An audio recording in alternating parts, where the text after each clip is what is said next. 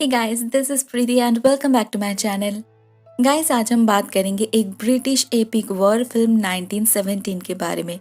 ये फिल्म 2019 में रिलीज हुई थी and this film is directed, co-written and produced by Sam Mendes. दोस्तों, सैम मेंडेस को इस फिल्म की इंस्पिरेशन मिली थी अपने दादाजी अल्फ्रेड मेंडेस से। वो वर्ल्ड वॉर वन के समय एक सोल्जर थे, तो उन्हें फर्स्ट हैंड एक्सपीरियंस थी युद्ध के समय सोल्जर्स को कैसे कैसे चुनौतियों का सामना करना पड़ता है।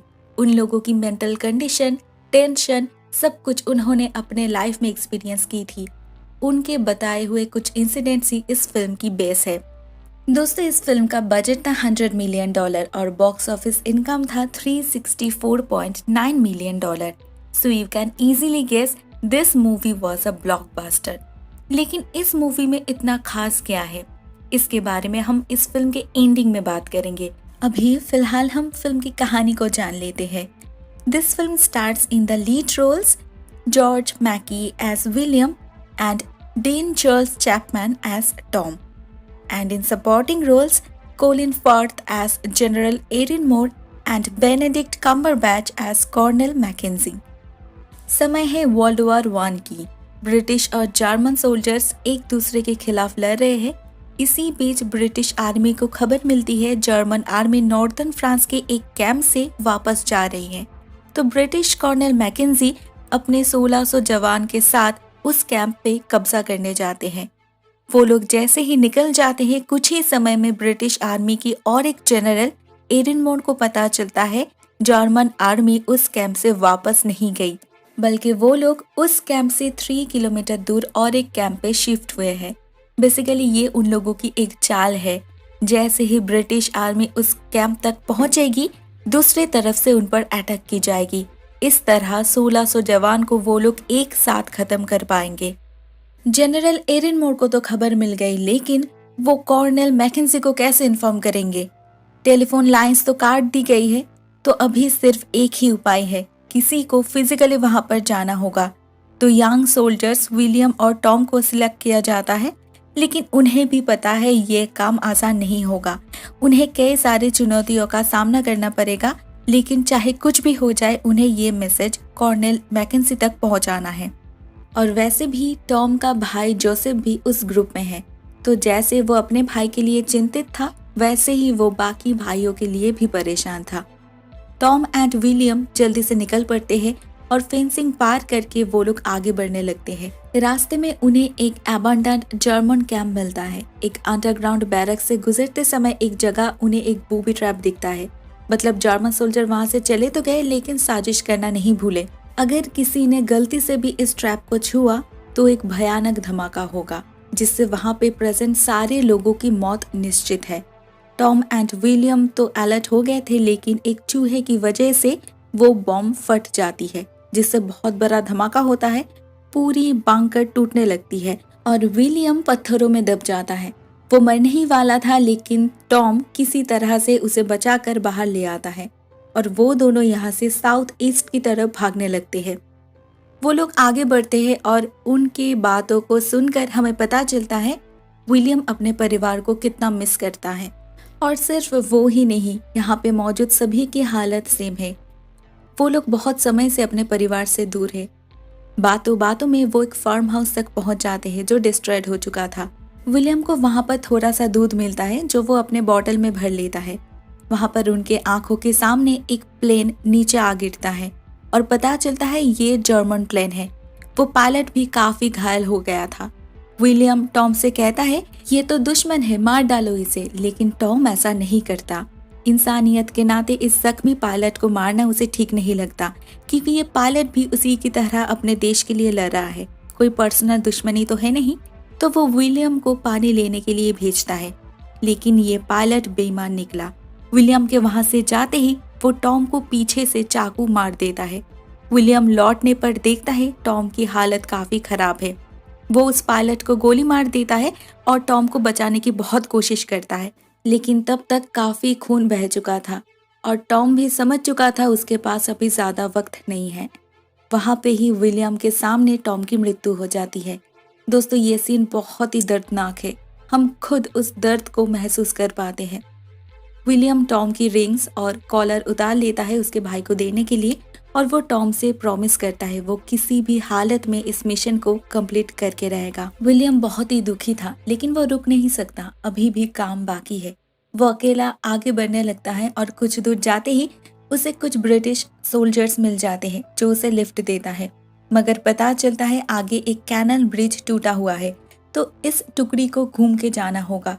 लेकिन विलियम के पास इतना समय नहीं है, उसे कुछ भी करके सुबह तक कॉर्नेल मैकेंजी को ये इन्फॉर्मेशन पहुंचाना है। तो वो उस टूटे हुए ब्रिज को पैदल चलकर पार करने लगता है, लेकिन एक घर के अंदर से एक जर्मन स्नाइपर उस पर फायर करना शुरू करता है। विलियम किसी तरह से खुद को बचाकर उस घर के अंदर जाकर उस स्नाइपर को मार डालता है, लेकिन वो भी बेहोश हो जाता है। जब उसका सेंस लौटता है तब तक रात हो चुकी थी। वो आसपास देखता है, चारों ओर आग जल रही थी। आगे जाने पर फिर से उस पर कुछ जर्मन सोल्जर्स हमला करते हैं और खुद को बचाने के लिए वो एक बिल्डिंग के बेसमेंट में जा पहुंचता है और वो देखता है यहाँ पर एक फ्रेंच लेडी अपने बच्ची को लेकर छिपी हुई है। पहले तो वो बहुत ही ज्यादा डर जाती है विलियम को देखकर, लेकिन विलियम उसे समझाता है डरने की कोई बात नहीं है, वो उन्हें कोई भी हानि नहीं पहुंचाएगा। वो लेडी कुछ शांत होती है और उसके घाव का इलाज करती है। इस बच्ची को देखकर विलियम को अपने बच्चों की याद आ रही थी, तो वो उस लेडी को उसके पास जो कैंड फूड और मिल्क था वो दे देता है। देखते देखते रात गुजर जाती है और विलियम भी बाहर जाने के लिए तैयार होता है। वो लेडी बार बार मना कर रही थी क्योंकि अभी बाहर जाने का मतलब है मौत को बुलावा देना, लेकिन विलियम अभी और वेट नहीं कर सकता।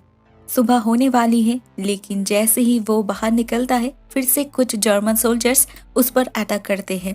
उसमें से एक को विलियम जान से मार डालता है और एक नदी में कूद जाता है। उस नदी के फ्लो से वो बहुत जल्दी काफी डिस्टेंस कवर कर लेता है और अल्टीमेटली एक जंगल में पहुंच जाता है। वहां पर उसे एक सेना की टुकड़ी मिलती है। पता चलता है ये लोग कर्नल मैकेंजी के बैटालियन से है, मतलब ये लोग वही लोग हैं जिन्हें विलियम को वो इन्फॉर्मेशन पहुंचाना था। लेकिन ये लोग यहाँ पर क्या कर रहे हैं? इन लोगों को तो अभी बैटलफील्ड में होना चाहिए। तभी विलियम को ये भी पता लगता है ये लोग ग्रुप में अटैक करने वाले थे और पहला ग्रुप शायद अभी तक अटैक कर भी चुका है। ये लोग लास्ट ग्रुप है और एंड में जाएंगे। ये सुनकर विलियम भागने लगता है, उसे हमला रोकना ही होगा। वो कैंप तक तो पहुंच जाता है, लेकिन उसे कर्नल मैकेंजी कहीं नहीं मिलते। पहले तो वो ट्रेंचेस से ही गुजरने की कोशिश करता है, लेकिन वहां पर इतनी भीड़ थी वो आगे बढ़ ही नहीं पा रहा था, तो वो ओपन बैटलफील्ड में दौड़ने लगता है। उसके पीछे फायरिंग हो रही थी, बॉम्बिंग हो रही थी, उसकी जान भी जा सकती थी, लेकिन अभी उसके पास ये सब सोचने का वक्त ही नहीं है। वो अपनी पूरी कोशिश करता है और आखिरकार हमला शुरू होने से कुछ ही सेकंड पहले वो कर्नल तक पहुंच जाता है। ये इन्फॉर्मेशन पढ़कर कर्नल इमीडिएटली हमला रोक देते हैं। इसके बाद विलियम टॉम के भाई जोसेफ को ढूंढ निकालता है और उसे अपने भाई की मृत्यु के बारे में इन्फॉर्म करता है और उसकी रिंग्स और कॉलर देता है। टॉम के बारे में जानकर जोसेफ को भी बहुत बुरा लगता है, लेकिन वो प्राउड भी फील करता है अपने भाई के लिए। सो एट द एंड विलियम अपने मिशन में कामयाब हो ही जाता है। वो अपने दोस्त से किया हुआ वादा भी निभा पाता है और साथ में ही सिर्फ उसके वजह से आज 1600 जवान जिंदा है। दोस्तों, हमने बैटलफील्ड वाली वॉर मूवीज तो बहुत देखे हैं जहाँ पर बॉम्बिंग और फायरिंग ही सब्जेक्ट्स होती है, लेकिन जंग में इसके अलावा भी बहुत कुछ होता है, जैसे इस मूवी में दिखाई गई है। इस फिल्म को कुछ इस तरह से शूट की गई है जिससे लगे ये एक सिंगल शॉट मूवी है, लेकिन ऐसा है नहीं। असल में इस फिल्म को कुछ लॉन्ग एंड कंटिन्यूअस शॉट्स जोड़ कर बनाई गई है, लेकिन मिक्सिंग एंड एडिटिंग इतना एफर्टलेस, इतना स्मूथ हुआ है जिससे लगता है ये एक वन शॉट मूवी है। असल में ये मूवी एक एक्सपीरियंस की तरह है जो डायरेक्टर साहब चाहते थे लोग देखने से ज्यादा फील करे, और इसीलिए इसे एक one shot one take movie की तरह प्रेजेंट करना जरूरी था। दोस्तों, ये काम बहुत ही टफ है, बहुत रिहर्सल्स की जरूरत पड़ती है, प्लेस और टाइम की ध्यान रखना पड़ता है। दोस्तों, इस मूवी में कोई मेजर ब्रेक नहीं है, क्योंकि असली जिंदगी में, असली जंग में कोई ब्रेक नहीं होती। हम इस पूरी मूवी में सिर्फ 2 लोग को ही मेनली देखेंगे, लेकिन एक मोमेंट के लिए भी हम बोर नहीं होते। इस मूवी को और भी ज्यादा रियल बनाने के लिए लीड रोल्स में कंपैरेटिवली नए एक्टर्स को कास्ट किया गया है, जिससे हम जैसे ऑर्डिनरी लोग ये फील कर पाए अगर हम में से कोई इस स्थिति में होता तो क्या होता। इसीलिए दोस्तों ये फिल्म बाकी वॉर मूवीज से काफ़ी अलग है and this film is surely a masterpiece. दोस्तों मैं ये वीडियो यहाँ पर ही ख़त्म करती हूँ। अगर पसंद आया हो तो please hit the like button and subscribe to my channel. Tata.